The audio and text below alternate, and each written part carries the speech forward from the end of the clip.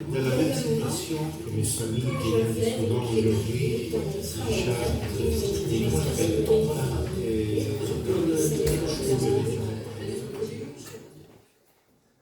Disons que moi, je n'ai pas commencé par la solidarité, j'ai commencé par le droit. Un lundi après-midi où je m'ennuyais chez moi, je me suis dit, il faut que je fasse quelque chose.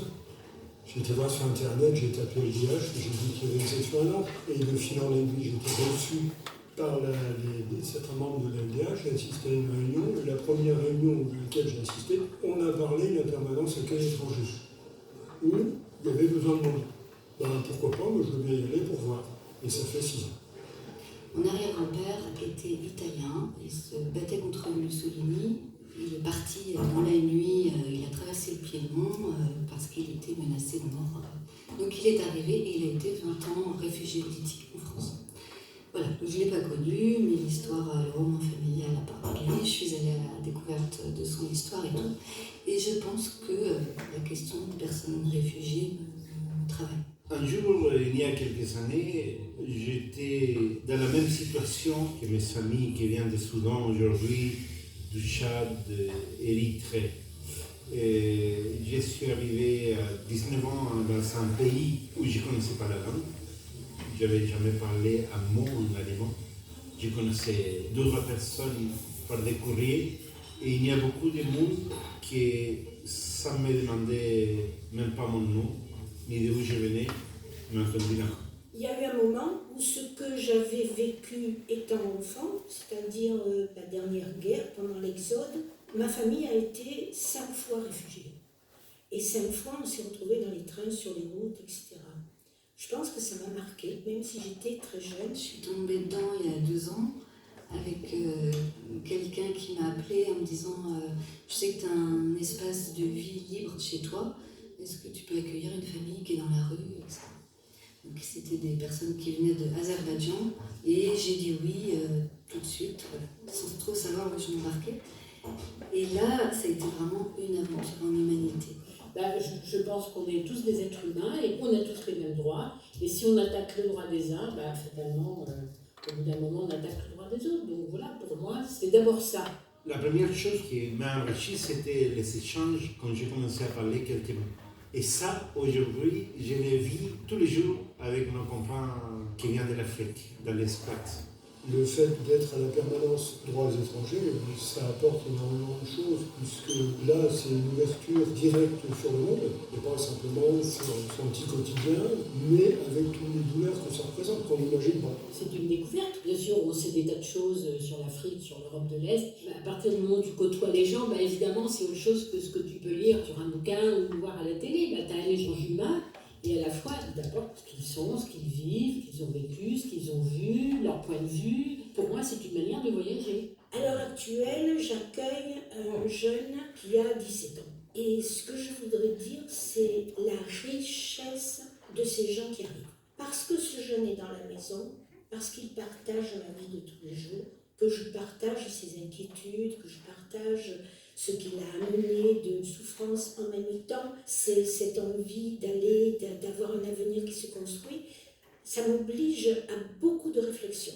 Ça m'oblige à repenser chaque fois, chaque jour, en face de lui, ma propre vie face à la sienne. Ouais, j'ai voyagé avec eux ici, quoi. Parce qu'ils m'ont raconté, mais pas seulement, parce qu'ils m'ont permis de regarder ma vie autrement. J'étais vraiment à l'école de la vie avec eux. Entendre que quelqu'un de nos camarades a eu ses papiers, parce que je sais que ça pour eux c'est très important et je comprends pourquoi. Mais quand je vois que les gars ils font une fête par exemple et nous invitent et nous payent à boire et à manger parce qu'ils ont eu ses papiers, ça me touche beaucoup. À partir du moment où je commençais à écouter le début, le commencement de l'histoire, je ne peux pas m'arrêter au premier chapitre. J'aille au bout. Et si je peux dire, on va essayer de faire quelque chose, on ne va pas te laisser dans la mer. On ne va pas te laisser enfoncer, tu arrives en face de moi avec un sac en plastique, avec ta vie dedans. Je suis un être de chair et de sang, et puis je suis sensible. C'est pas de la sensiblerie, mais je ne peux pas tourner le dos. On rigole, on partage, on pleure des fois ensemble, on réfléchit sur les situations. Au squat des mineurs, qui m'a beaucoup intéressée, et on en a parlé d'ailleurs avec eux, c'est le fait qu'ils sont d'ethnies différentes, de groupes différents, de pays différents, souvent des pays qui entre eux se font plus ou moins la guerre, ou des ethnies qui se font plus ou moins la guerre, et dans les squats, eh bien ça ressort pas.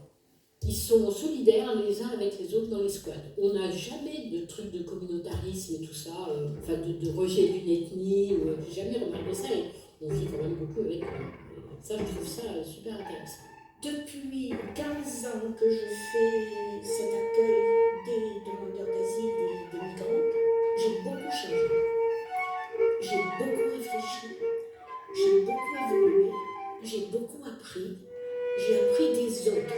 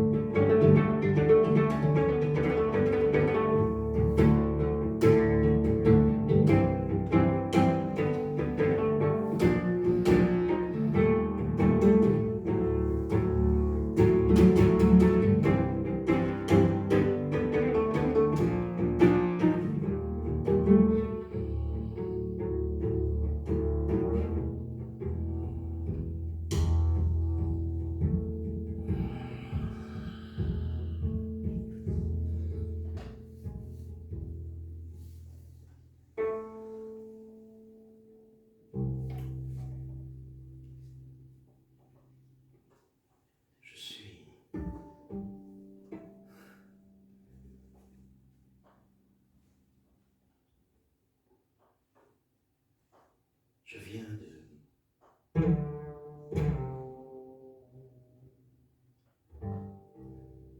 Je suis de là, de là-bas.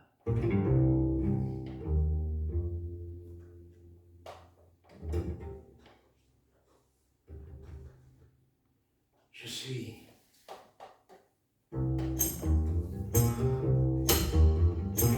suis Osman.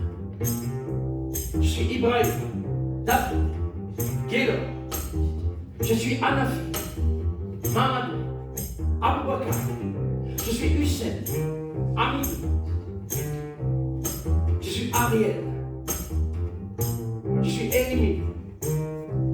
Je viens du Tchad, du Mali, de la République démocratique du Congo.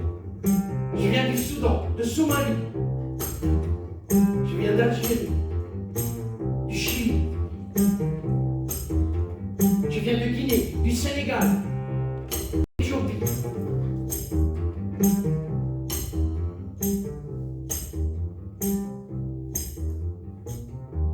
Je m'appelle Osman. Je suis tchadien. Ici dans le squat, nous sommes tous africains.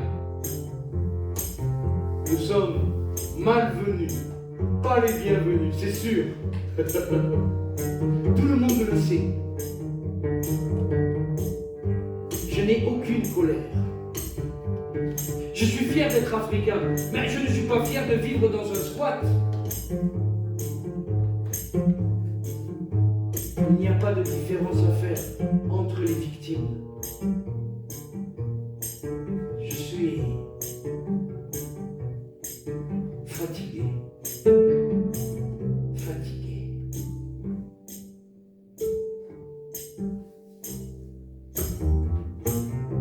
Quand on me demande « Hey, qu'est-ce que tu fais ici ?» Je préfère ne pas répondre. C'est une question absurde. Comment on fait ça? Ça, c'est une belle question. Comment on fait? Il n'y aura pas de pays loin du moment qu'on a un ami proche. Je suis Osman. Je suis tchadien.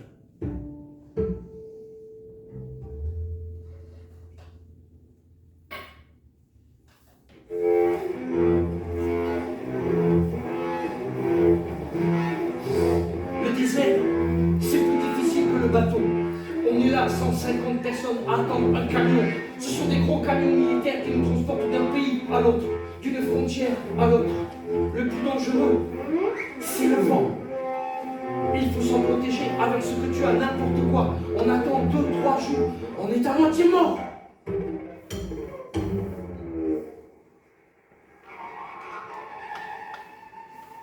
J'ai voyagé avec 9 cadavres. Je ne le savais pas. Il y en a 9 qui sont morts là, à côté de moi, dans le désert. Les passeurs prennent l'argent. On est comme des marchandises. Ils nous disent tout va bien. Il faut attendre. Le camion est en panne. Et ils nous abandonnent. On ne sait pas ce qui va se passer. C'est un peu comme un suicide. C'est 50. Ou tu meurs. Tu vis. Moi, je pensais... Je dirais tout ce qui m'est arrivé. Tout ce qui m'est arrivé. Ce qui m'est arrivé. M'est arrivé. Est arrivé. L'arrivée.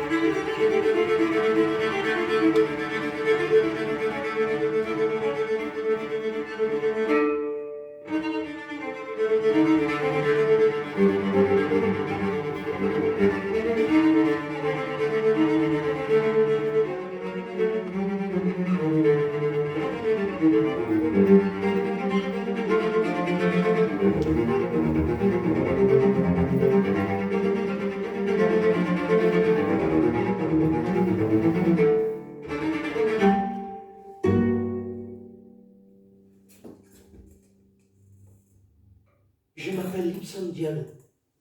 Je suis chanteur. Je viens d'Afrique, du Sénégal, Dakar. J'ai découvert la musique tout petit, au centre culturel Blaise Sangor et au centre culturel français.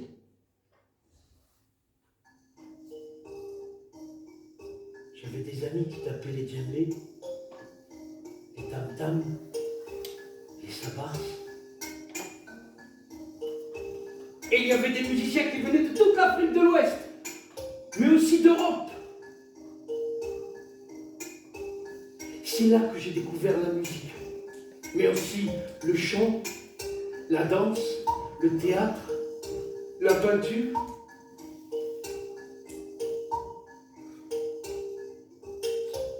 En fait, c'est là que ma carrière a vraiment commencé. En 1997, je suis parti tourner dans toute l'Europe. L'Autriche, l'Allemagne, l'Italie, l'Espagne, la Suisse, la France.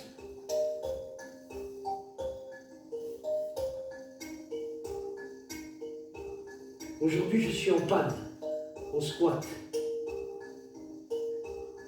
J'ai autoproduit une maquette avec 5 titres.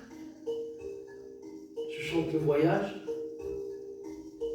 le partage, la vie. Je voudrais juste vivre de mon métier. Vivre de mon métier.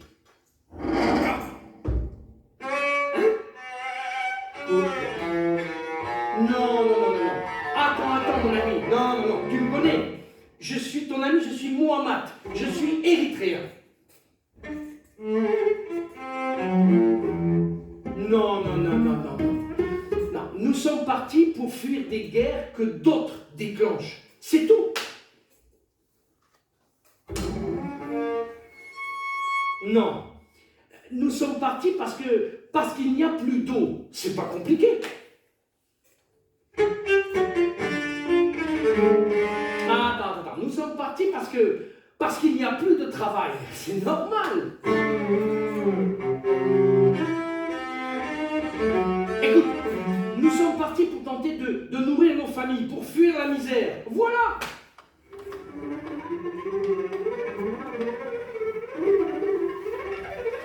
Tu veux que je te dise?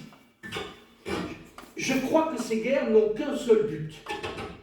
Piller nos richesses, nos sols. Voilà. Je crois.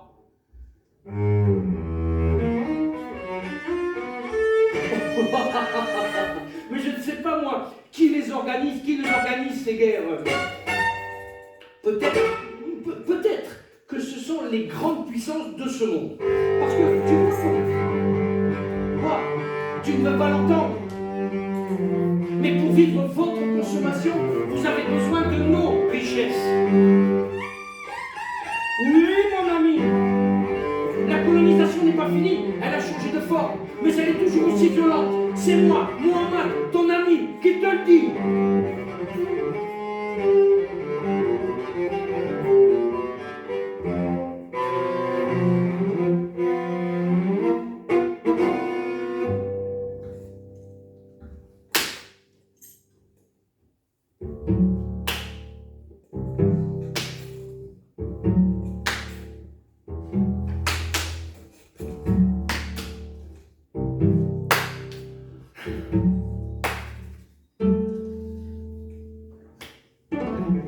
Je m'appelle David Foumakwam 3 Pichi. Je viens du Congo, ex-Zaïre. Je suis parti parce que ça ne marchait pas. On voulait changer le régime, ça marchait toujours pas. On voulait mettre un fils du pays. Mais les décisions, c'est pas nous qui les prennent. Elles viennent d'ici, d'Europe. Alors après, la guerre, la prison, je suis parti.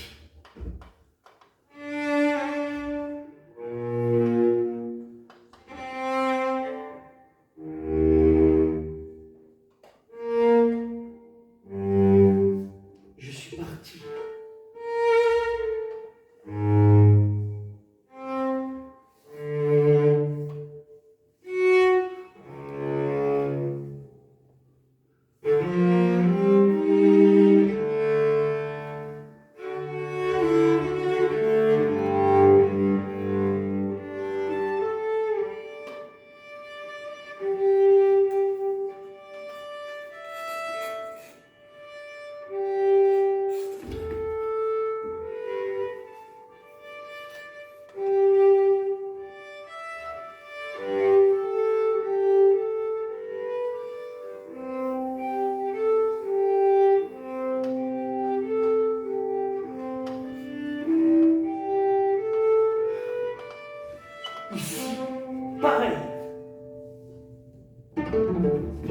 Comme une prison.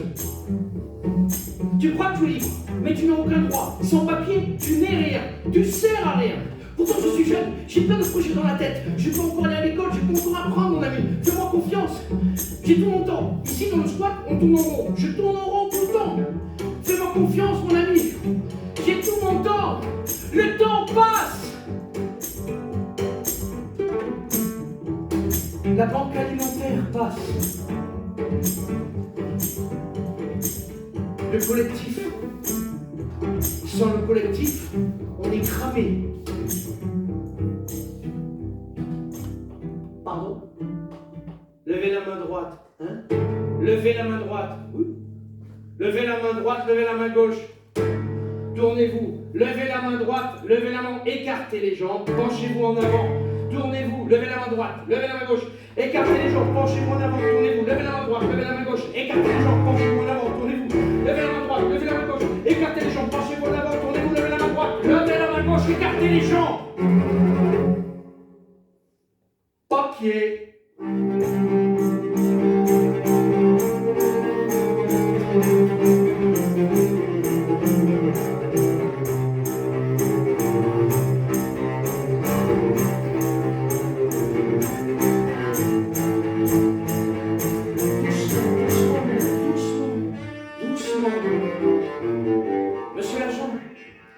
Monsieur l'agent, attendez, je le connais. C'est un ami. Pardon? Excusez-moi, monsieur l'agent, oui. Je m'appelle Ariel. Je suis chilien. Oui, exactement. Je viens de ce pays coincé entre la cordillère et l'océan Pacifique. Moi? Oh, moi, ça fait très longtemps que je suis en France. Voyez-vous, quand j'avais 15 ans, j'étais étudiant. Et je luttais contre une dictature criminelle. Aujourd'hui, je suis aux côtés de mes amis africains qui vivent exactement la même chose que moi. Pardon. Vous avez raison, monsieur l'agent. Chaque situation est différente. Chaque histoire est unique. Mais l'exil, la distance, la nuit sont les mêmes.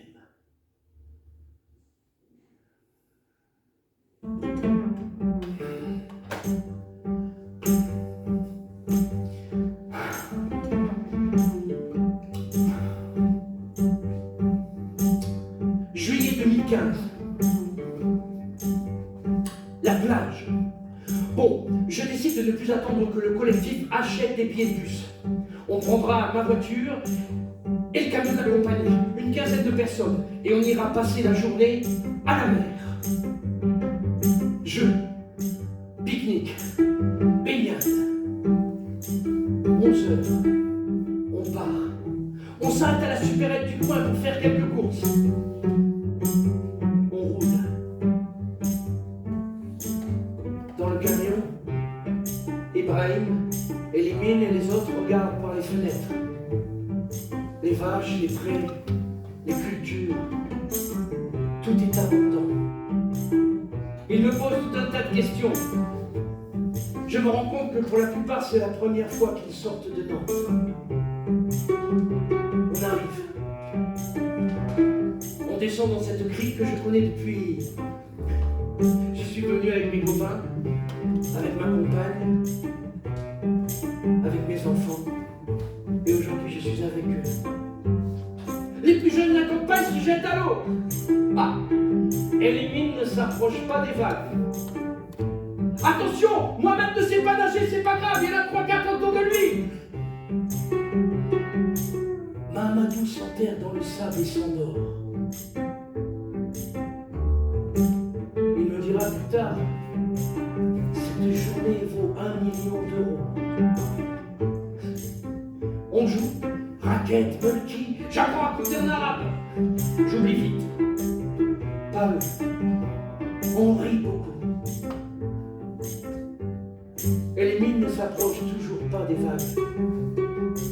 Je vais le voir. Ça va?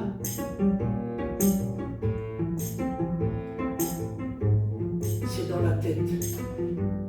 Je ne peux pas rentrer dans l'eau. Il restera là, assis sur le rocher, à regarder loin, très loin. Une belle journée, presque normale. Enfin, je crois. 17h, on rentre au squat.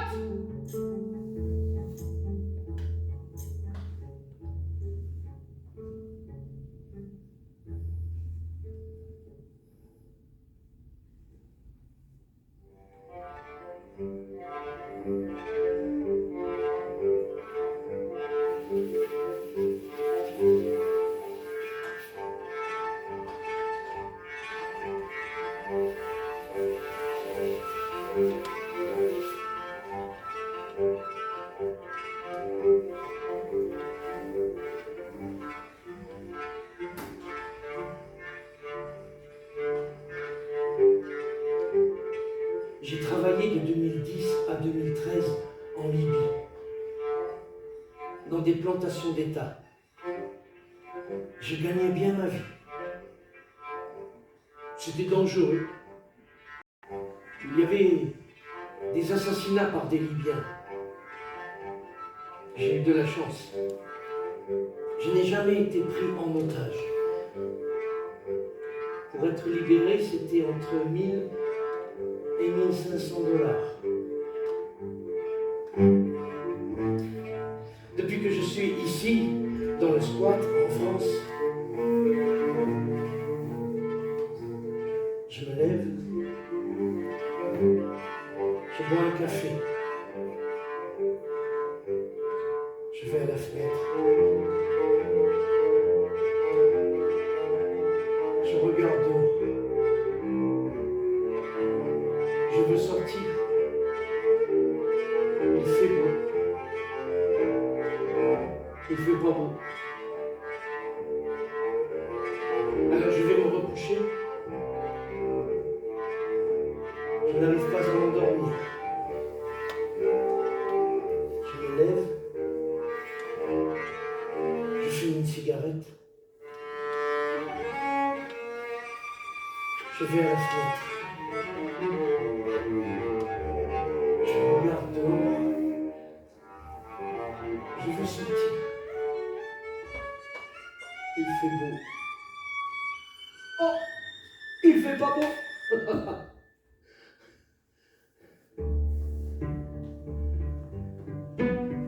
Si je pouvais travailler. C'est le bois. J'aime le bois. Je voudrais être menuisier, fabriquer des portes, des fenêtres, des meubles. Ici, dans le squat, je ne ris même plus.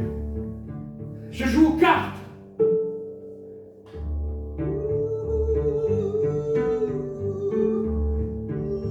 Si tu viens un jour dans mon pays, je te donnerai un cheval. Et je t'emmènerai voir nos cultures, nos jardins. Il y pousse des mangues, des goyaves. Il y a même des oasis. Si, c'est vrai, mon ami. C'est difficile à croire, mais ça existe. Souviens-toi, je m'appelle Ibrahim. Je suis Ibrahim. Je suis Osman, David, Guélor. Je suis Ariel, Mamadou, Hussein. Je suis Aboubakar. Je suis Elémine. Je suis Amidou. Aujourd'hui, je suis ici.